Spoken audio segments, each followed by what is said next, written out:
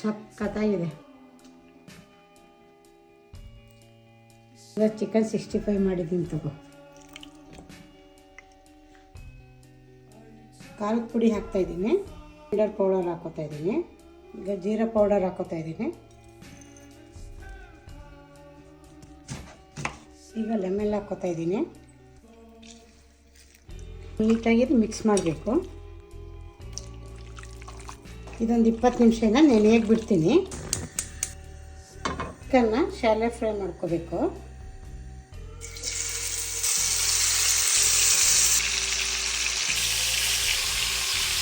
ಒಂದು ಪ್ಲೇಟಿಗೆ ಎತ್ತಿಟ್ಕೊತೀನಿ. ಶುಂಠಿ ಬೆಳ್ಳುಳ್ಳಿ ಎತ್ಕೊಂಡಿರೋದು ಹಾಕ್ತೀನಿ, ಕರಿಬೇವಿನ ಸೊಪ್ಪು ಹಾಕ್ತೀನಿ. ಈಗ ಫ್ರೈ ಮಾಡಿಕೊಂಡ್ರೆ ಚಿಕನ್ ಹಾಕೋತೀನಿ. ಈಗಾಗಿದೆ ಇದು.